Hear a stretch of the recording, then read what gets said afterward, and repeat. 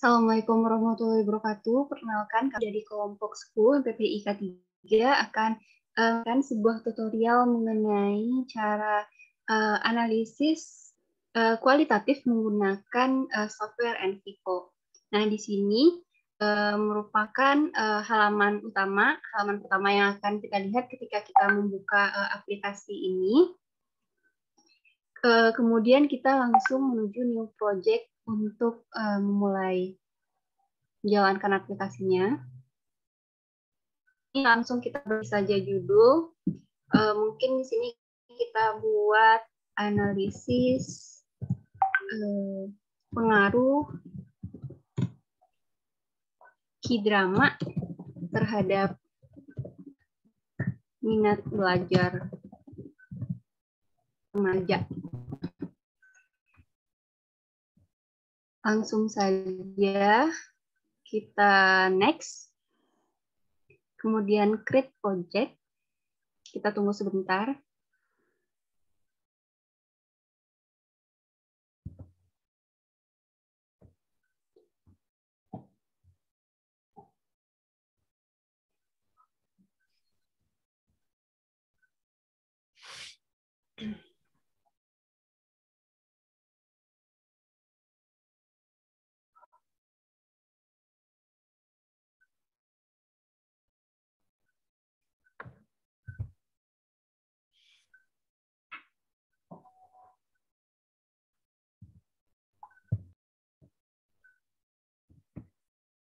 Nah, di sini akan terlihat tampilan untuk tutorial pada awal kita menggunakan aplikasi ini. Kita bisa next saja.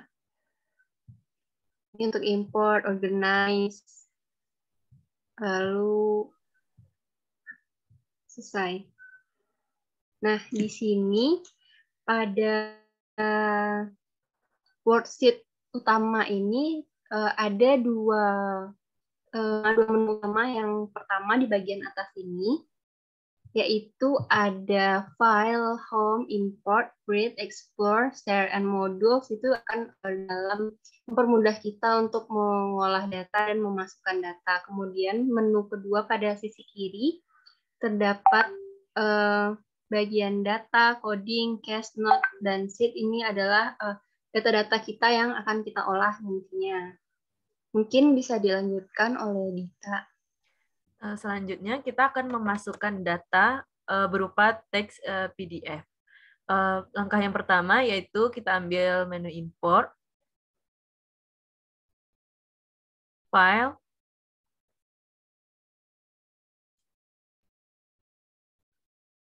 selanjutnya kita pilih data yang akan kita import.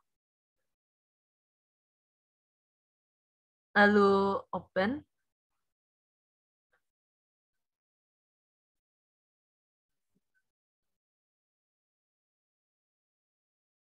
Lalu import.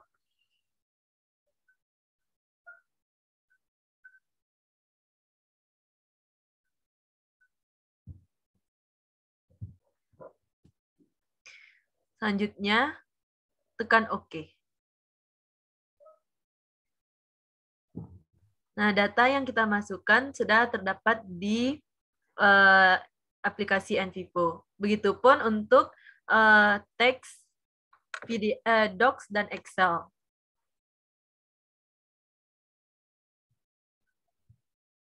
Langkah yang dilakukan sama. Di sini ada pilihan jenis file yang bisa diimport ke NVivo.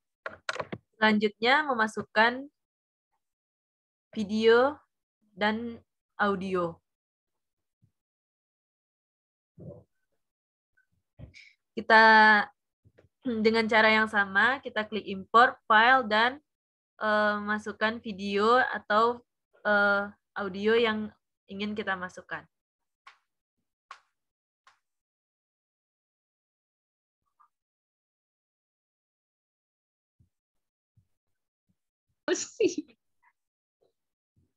Selanjutnya muncul Windows seperti ini, lalu tekan OK.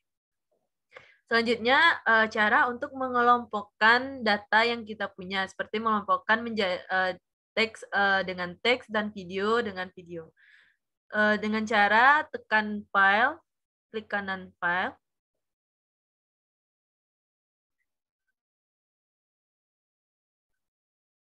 Klik new folder. Jadi kita buat nama seperti dokumen, lalu oke. Untuk memasukkan dokumen teks file tersebut ke dalam file dokumen, caranya hanya melakukan drag file tersebut ke file dokumen tersebut.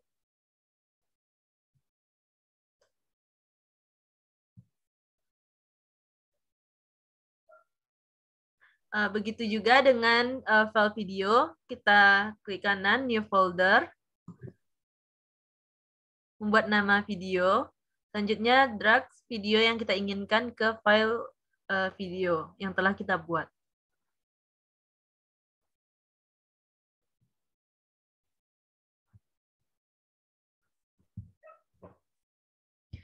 Selanjutnya membuka data yang telah diinput, yaitu dengan klik 2 kali data tersebut.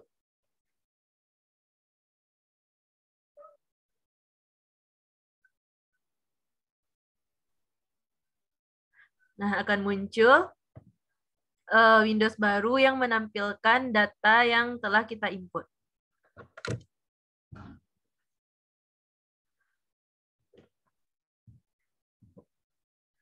Selanjutnya kita akan melakukan coding untuk teks ini. Caranya kita blok terlebih dahulu kalimat yang ingin kita coding, misalnya kalimat pertama dari abstrak ini. Lalu diklik kanan. Lalu code selection. Code in vivo. Maaf.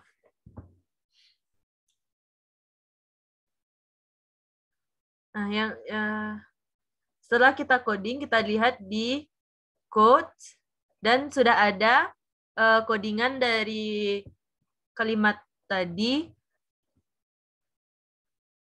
Lupa ada dari file 1, referensi 1. Selanjutnya untuk mengcoding video.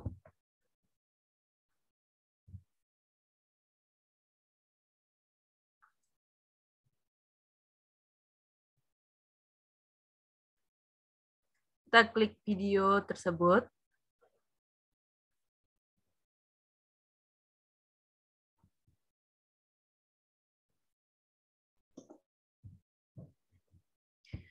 Selanjutnya, klik edit.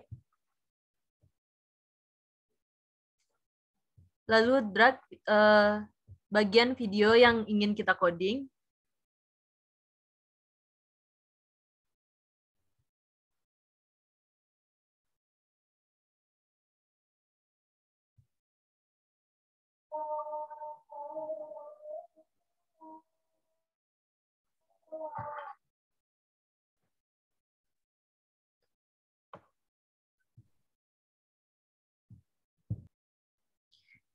Selanjutnya, kata-kata dari video tersebut kita terjemahkan pada konten.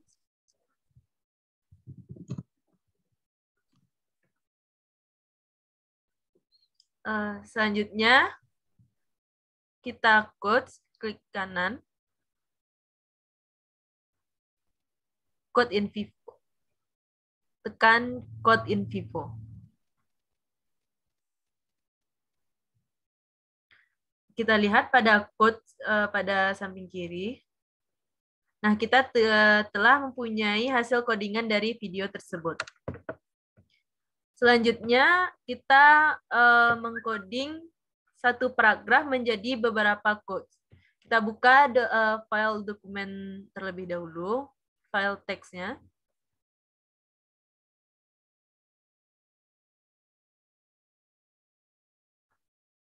Kita buka code.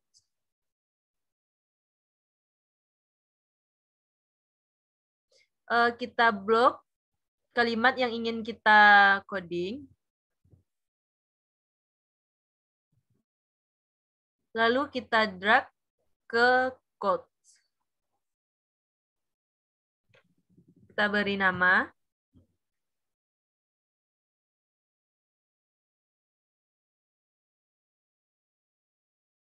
Lalu hasil codingan tersebut sudah ada di quotes. Begitu seterusnya untuk kalimat yang sama.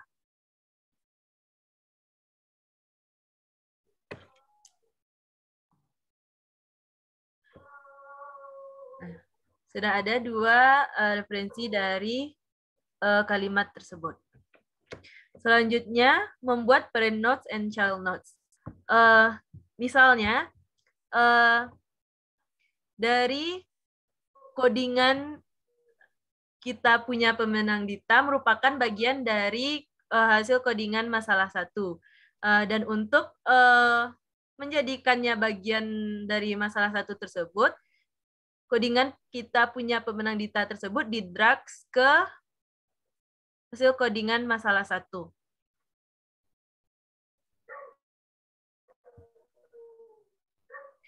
Nah, hasilnya seperti yang kita lihat di layar bahwa masalah 1 menjadi parent notes dan kita punya pemenang Dita menjadi child notes.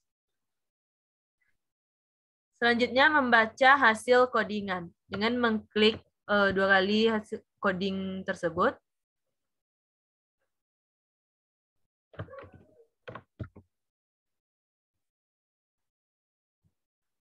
Nah, dari Windows yang baru saja muncul, kita bisa melihat codingan yang telah kita buat. File teks yang berwarna biru tersebut merupakan file sumber dari yang kita ambil, dari codingan yang kita ambil. Selanjutnya melakukan uncode dengan memblok codingan yang di Windows baru.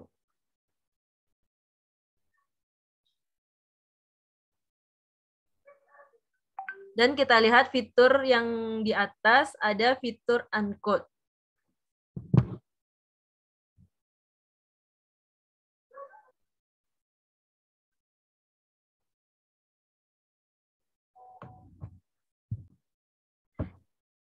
Setelah kita blok, di atas ada fitur uncode, kita klik.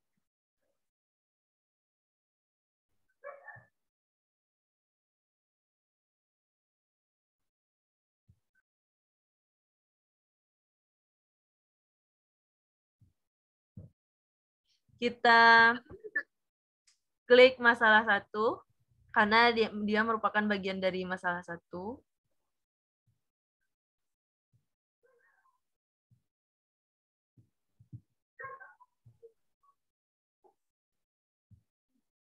Mohon maaf, tadi ada sedikit kendala. Jadi kita coba pada codingan budaya Korea. Kita blok terlebih dahulu. Lalu kita tekan fitur uncode. Kita klik budaya Korea, lalu oke. Nah, codingan pada budaya Korea tersebut sudah hilang. Terlihat dari files 0 dan referensinya 0.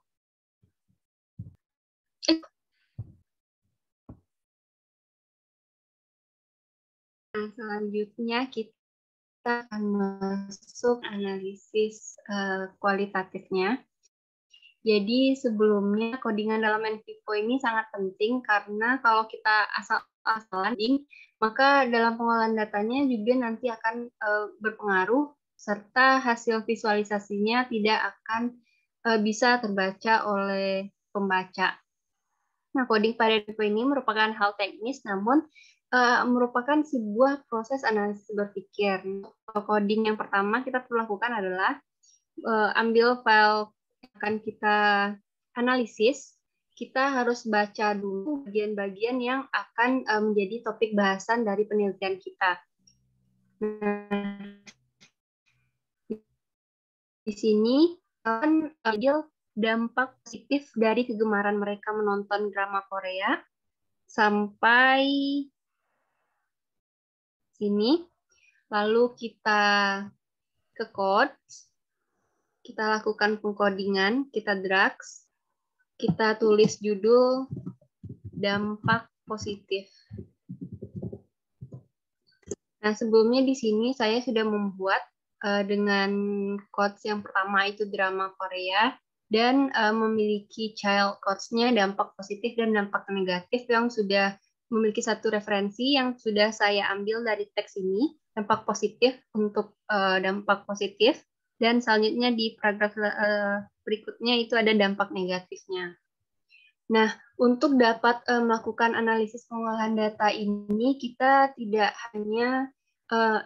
tidak memerlukan code saja, tapi kita juga harus membuat pada case. Nah, di case ini biasanya bersifat individu, tidak umum seperti quotes. Saya sudah membuat dampak negatif, contohnya yang menjadi parent quotes, dan malas belajar dan menunda pekerjaan yang menjadi child quotes-nya, seperti yang telah dijelaskan. Nah, sebelumnya di sini pada data ini telah dituliskan beberapa petikan wawancara yang telah dilakukan oleh penulis. Di sini di sini ada dampak terhadap pendidikan remaja. Selanjutnya yaitu dampak terhadap pendidikan. Kemudian ada pengaruh positif dan pengaruh negatif. Nah, untuk mempermudah di sini kita ambil contoh dampak positif dan dampak negatif saja. Dan di sini untuk dampak positifnya yang diambil dari data itu aktivasi belajar dan pengetahuan. Di sini untuk mempermudah juga saya mengambil 4 informan dari data yang bisa dilihat ini parent codes-nya informan dan informan 1 sampai 4 sebagai health codes.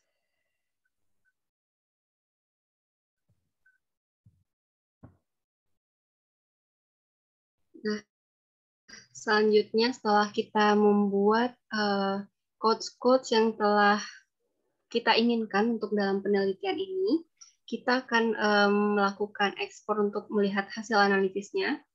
Kita buka menu explore, dan di sini ada maps. Di sini ada 3, project map, mind map, dan concept map. Di sini kita akan mencoba menggunakan project map. Kita beri judul drama, lalu oke. Ini akan muncul Windows seperti ini, masih kosong. Jadi kita akan mengimportnya dengan add project items. Nah, di sini ada, kita pilih case dan codes. Nah, karena di yang udah kita isi tadi body codes dulu, dan kita ambil automatically select descendants codes. Kita checklist saja, kemudian pada codes drama Korea, di sini kita centang saja yang pertama sehingga untuk child codes-nya akan mengikut. Lalu kita pencet OK. Nah, muncullah seperti ini. Di sini kan belum jelas ya yang terlihat dan masih tidak bisa dibaca. Di sini kita bisa memilih layout yang ada disediakan oleh Info. Pertama ada circular, ada directed. Kemudian coba kita menggunakan yang layered. Nah, di sini dapat dilihat bahwa visualisasi datanya untuk drama Korea itu memiliki dampak positif dan dampak negatif. Nah, dampak positif yang ada yaitu motivasi belajar, pengetahuan baru, mengenal budaya, semangat program beasiswa, dan mempelajari bahasa baru. Sedangkan dampak negatif yang telah kita quotes tadi ada malas belajar, menunda pekerjaan, berkurangnya waktu belajar, tidak fokus belajar, kesehatan berkurang, dan cara berpikir yang tidak tepat. Nah, dari hasil analisis ini kita bisa membuat kesimpulan dalam penelitian kita. Sekali lagi, NVivo ini merupakan alat analisis yang bisa membantu penulis, bukan alat yang menjadi penentu hasil penelitian penulis. Jadi di sini tetap penulislah yang akan mengambil kesimpulan akhir dari data yang telah kita olah. Mungkin sekian hasil presentasi dari kami. Mohon maaf apabila ada kesalahan. Kami akhiri. Assalamualaikum warahmatullahi wabarakatuh.